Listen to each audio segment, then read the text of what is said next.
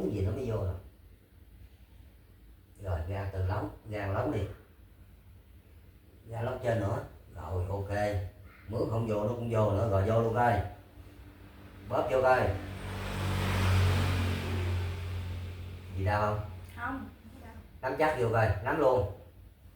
Trời ơi, lúng vô trong luôn rồi. Bung chè coi, nhẹ chưa? Trời ơi, hả? Nhẹ. Ai làm cho bỏ cái bóp sát hả? Dạ 90% rồi, còn số còn phần nữa, còn món này phần. Bây giờ nè, bây giờ bóp méo vô, vị đâu cứng đâu, vô luôn rồi kìa. Vô trơn rồi mà điều nó còn tí chỗ này nè.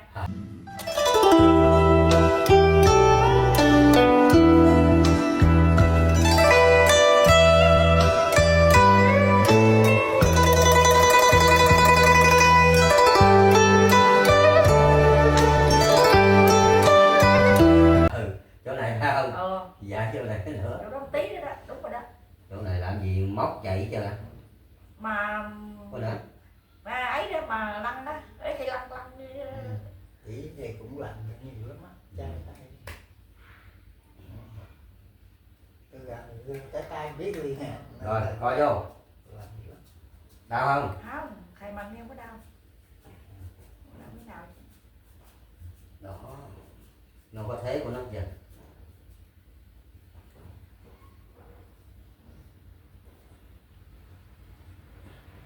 Nha, cũng kẹp món này tới hai ba thế nha. Đúng rồi. Thế này nè. Có thế đó. Rồi tới thế này nữa nè, thấy chưa? Để ý đó nè. Mình chỉ cái khớp này nè, rồi khớp này là cũng một tay nè, một tay thầy đặt vô đây nè. Dạ. Cái ngón giữa này nè, thầy kèm ở đây nè, là một thế nè. Thấy chưa? Chỉ cái khớp trong này nè. Dạ. Thấy chưa? Bắt đầu chỉ khớp ngoài là sao? Nút ra khớp ngoài nè, co vô. Lấy cái nón này ém ngoài này nè, thấy hai thế chưa? Cũng là một tư thế nhưng mà chỉ được hai khớp.